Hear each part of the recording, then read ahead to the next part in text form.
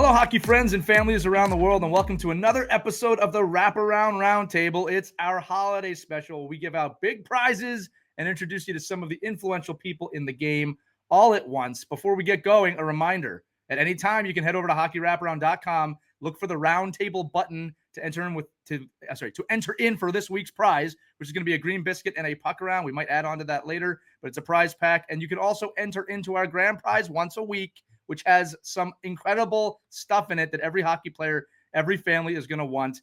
It's worth a look. Check that out at hockeywraparound.com. Today's guest joining us is someone whose content we love. But before we get into his content and the giveaway, we need to talk about your name, Danny. All right, so we had Danny come on here today, and I practiced saying his last name.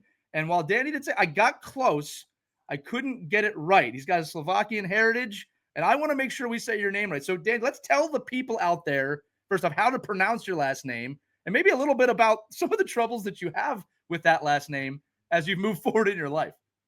Yeah, so as you mentioned, both of my parents are Slovakian, so obviously I have a Slovakian last name. It's pronounced correctly, Bdzoch, and even people in Slovakia can't even get that right sometimes. So it's a difficult name, and yeah, I've heard every variation of it, throughout my playing experience, since I was 4 years old, and have heard every different pronunciation of it. Yeah, say it one more time for the people at home. I want to try. I'm actually going to give this one more shot. It's pronounced Bdzoch. Bdzoch. It's close. I feel like it's just not quite there. I tried. All right. Look, people that listen to the show know that I'm big on making sure we pronounce people's names correctly. So I do appreciate you doing it. Now you're going to have thousands of people at home going, Joe, just trying it. No, it's a fun way to start the show. So Danny is the founder of DB16 Media and a creative force in the hockey space. He's been playing since he was 4 years old, started making content in 2016, and brings a unique perspective, again, rooted in your Slovakian heritage, which is awesome. Again, find his work. It's at DB16 Media and at BDZOCH 16 on social. But let's dive into it, man. Let's talk about just first off where you started with this and what was that spark moment for you to dive into kind of the influencer creator space. I never know what to call us anymore, right? what was that moment you're like, I'm doing this. I want to do this. Yeah. Actually, a lot of people around me know that my kind of calling into this video content creation space was actually GoPro and that NHL GoPro on Ice series. I forgot when that came out. It was like 2015, 2016. Yeah. Yeah, I remember those. Ever since then, I really wanted a GoPro. Then my parents got me a GoPro Hero 4 for Christmas, which at that point, that was kind of like that starting point where I would bring that, GoPro everywhere, record everything on the ice. That's when I kind of started making videos with my brother, Norbert Bdzoch. You say that name all day with pride, dude. You say it all day. We're gonna make this work. And then I've kind of honed that passion for just content creation, video making. Like the goal was never like, oh, I want this to become viral. I enjoyed making videos that I was proud of, that I thought were super cool. And for a long time I was making videos that were getting 10 views, but I was still proud of them. Then I kind of honestly took a break from video content creation and kind of more so transitioned to graphic design. I got Photoshop and the whole Adobe, creative suite, where I kind of, like I said, for maybe 2 or 3 years, kind of negated the video aspect, but really went all in on trying to learn Photoshop and Illustrator, and that's been a journey. And then I want to say March of 2023, we posted our first viral video, which was literally just done at a stick and puck. Again, it wasn't even with the intention of let's make this go viral. It was literally just, we tinted a bubble and we made a double-sided hockey stick where like just put together some clips. I threw it on TikTok, and out of nowhere, NHL and ESPN is like DMing me if they can repost that video. And it's like, that was the spark of like, what of the content that I create today, that was like, okay, well, we have some momentum. How can I capitalize off of this momentum that, that I just spontaneously created? Yeah, no, I love it, dude, because, what's funny is I've been at this for over 10 years in the space, and there will be videos or content we spend just days on, and it's like our baby, and we put it out, gets nothing. Then you put something silly out, gets a million views. That's just how the game works sometimes, right? Yeah, no, I've definitely been there before where it's like a video where we all think it's like a surefire, this will go super viral, kind of Right, flops. And then there's videos where I'm even contemplating whether it's worth it to post, and then they end up doing really well. right, right. So yeah. Well, you know what's cool about it, buddy, is that this is a hockey show, and I always talk about how the hockey translates to work, right? And that spark you said of, hey, look, I'm just doing it because I love it, and I want to create good stuff. The game's not that dissimilar, right? You play the game because you love it, and you want to learn moves, and you want to do it. I always say, hockey's everything, right? Like when you put it into work, when you put it into content creation and creativity, I think it's all the same ecosystem at the end of the day. I think that's what I love the hockey kind of creator space, because the creativity is out there. And that's something you need in the game. I did want to say this too. So for those of you listening, you've seen his content. You might not realize it. Again, the double-ended hockey stick is one of them. If you've ever been scrolling and seeing someone at 7-Eleven jersey or Detroit, Lions jersey on the ice spiking footballs, that's him, right? And I think sometimes we get these things all over the place, and we don't know who it is. That's why we're bringing you on today. So let's talk about the 7-Eleven stuff just for a second, because that was everywhere. I got to tell you first off, man, I think Slurpees are my favorite drink. All right. So when I saw you flying through a 7-Eleven in full kit, 7-Eleven kit with a tinted visor, that caught my attention. How did that even come about? Was that just a spark? I want to do this, or was there something else going on there? Yeah. So usually, obviously, a big part of the content on my channel is these custom jerseys, one-off jerseys, and I've had the fortune of working with multiple different jersey manufacturers throughout my journey. But every company that I've talked to has allowed me to create these like one-off sublimated custom jerseys, which again, super thankful for the even opportunity to do that. And the reason why I bring that up is usually when I order jerseys, I don't order just one jersey at a time. Usually we'll spend months coming up with maybe 7 or 8 jersey designs, and I'll order them all at once, and then, start chipping away at recording and putting it together. So actually, I think 1 year ago today is when I got these jerseys. 7-Eleven happened to be one of them, and I love 7-Eleven. Usually go after practice to get a Gatorade or some protein shake or protein bar or something after practice. That's way better than a Slurpee, by the way. But yeah. But yeah, no, 7-Eleven is just I like 7-Eleven. Even on my way to school, there's one in walking distance, so had to make one. Content aside, I think it's just a cool beer league jersey to have. It's a cool jersey in my collection. I was proud of the design that I came up with, and I believe so. Yeah, like about a year ago today, we had the jersey, and then I think like last December we made a video on the ice, and it's kind of been in the vault since. Haven't really done anything with it. And then this summer I was like, well, I have an idea. What if we like go full gear? Yeah, you did. And then, yeah. Yeah, you did. Yeah. So we went full gear. We went, to my local 7-Eleven, and funny enough too with that, we just showed up, got dressed, and then we asked if we're like, hey, like we have these jerseys, like can we do this shoot? So wait, you walked in full gear. You were just like, now hear me out. Yeah, pretty much. And before that, the entire time we were getting dressed in the parking lot, there's people staring at us. The store owner was staring at us, and when we walked in the store, they thought we were from corporate from 7-Eleven. We're like, no, guys, this is just like you should have played that out. Like we actually are here from corporate. We're getting 16 Slurpees and protein. No, it went super, super well, and quite honestly, so that first one was super last minute. It was kind of just like, hey, we have some time right now. And so we also did this at 11 p.m. because I didn't want to do this while I was super busy. Right. I usually prefer, people not looking at me. I mean, it's in the name, 7-Eleven. Yeah. Yeah. But yeah, so we kind of did that photo shoot, and that was honestly one of those things where how we kind of talked about previously is like, I honestly did not think it was going to go as viral as it did. Like, it was super last minute. It was kind of like, I just had this idea, and it was another one of those things where it was like, regardless of how well it did, I thought it was so cool. And I just wanted it for myself, just to have those pictures.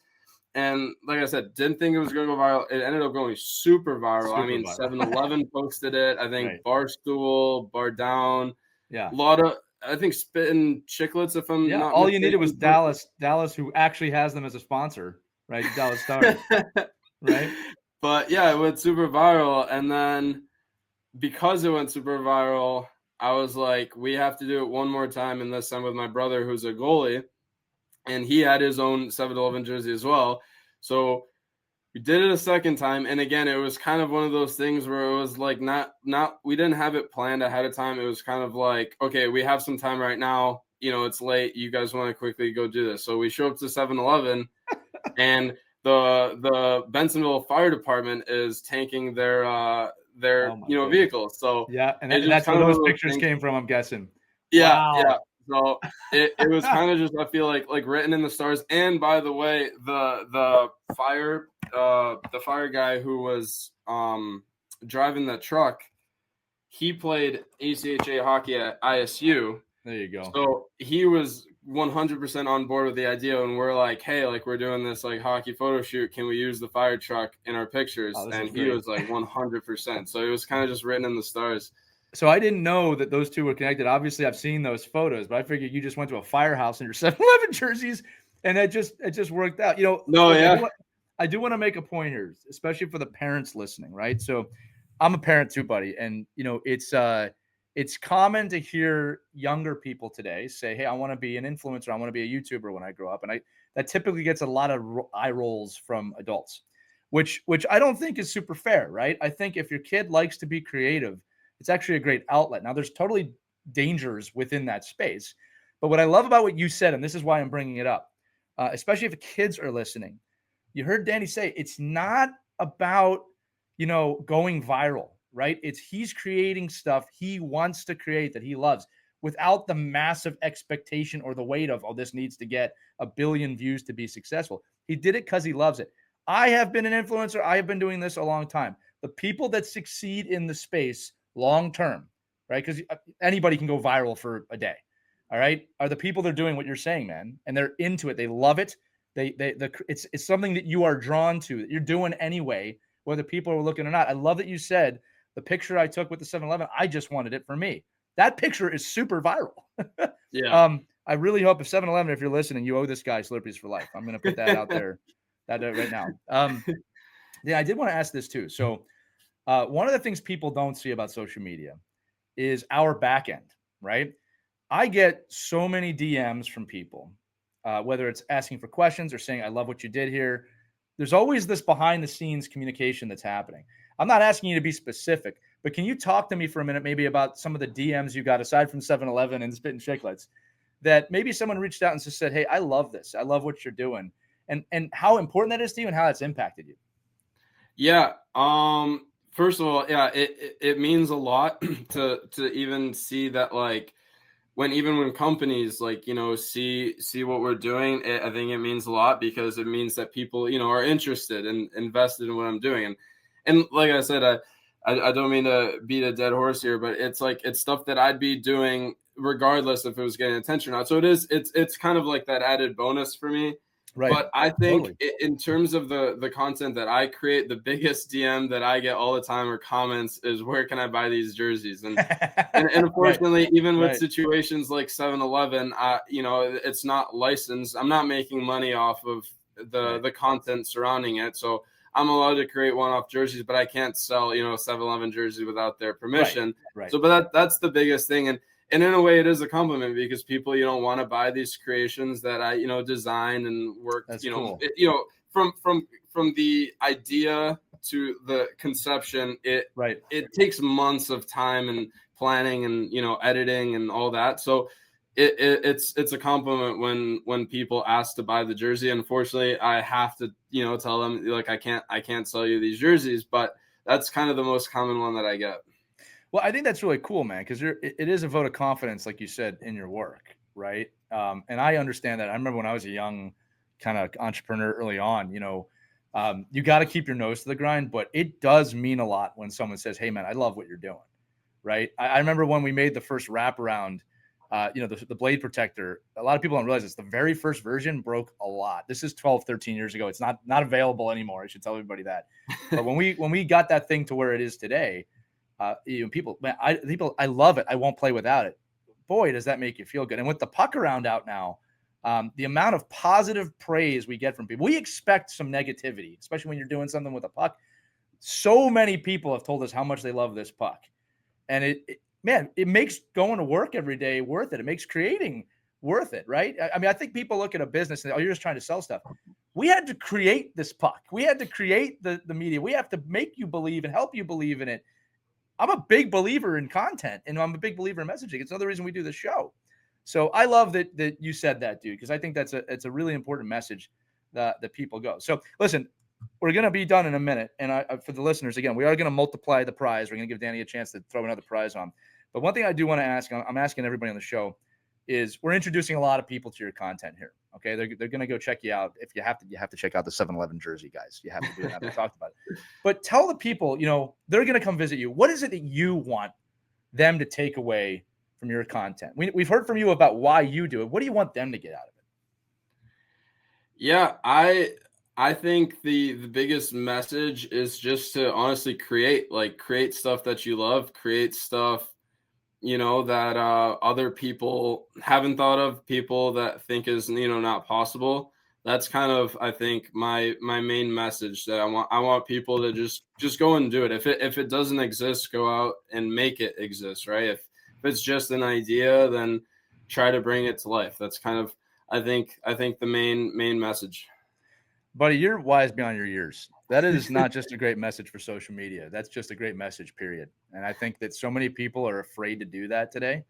Like, I'm afraid to pronounce your last name, but I'm going to keep trying.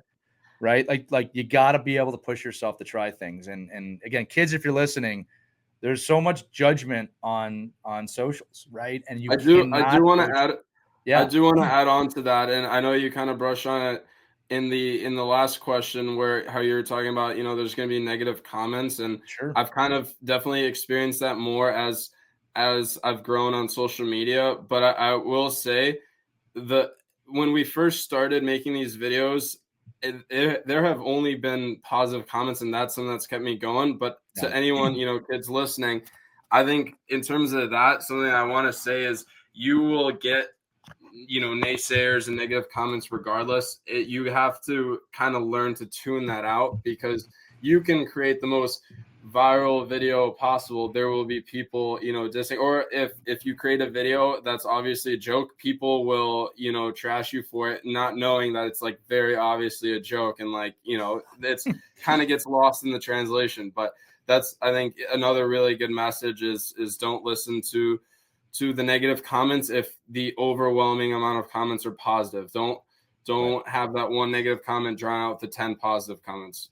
Yeah, we say it all the time, man, that you just said it perfectly. You get the one negative one, but you might have 15,000 hearts or something like that. You can't lose sight of that, either. And again, at the end of the day, the most important thing is you make this content for you. You do it for you. Yeah. And that's the most important thing. If you're making it for other people, kids, I promise you it will not last. You got to do what's in your heart. Okay. All right. Listen, we're going to get back to this. I know this is a giveaway show, but I loved every bit of this conversation, Danny. Again, everybody, this week, we're giving away a green biscuit and a puck around. You enter in, someone's going to win these two. Danny, we're going to do the multiplier. All right. You get to choose. We're letting everybody on the show choose. You can add to this thing a wraparound, another puck around, blade shade sunglasses, or the Extinct Bombs bag deodorizer here for the stinky kids out there, or whoever needs this thing. What do you want to add on? I think we'll go with the shades. There you go. That's something with the tinted visor, that makes a lot of sense. All right. So we're going to throw in a player blade shades, hockey sunglasses with that. Again, everybody, hockeywraparound.com right now. Do it now. If you're hearing this, it's still active. Hit that roundtable button, enter in. And remember, every week when you enter, you're entered in for our grand prize, which has over $1,000 of hockey stuff that you are going to want in your home. Okay.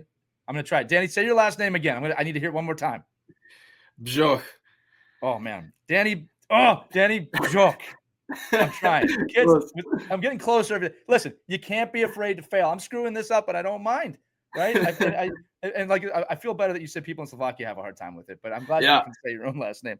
God bless you and your brother. All right, Danny, thanks so much for joining us today on the Wraparound Roundtable. Thank you for having me.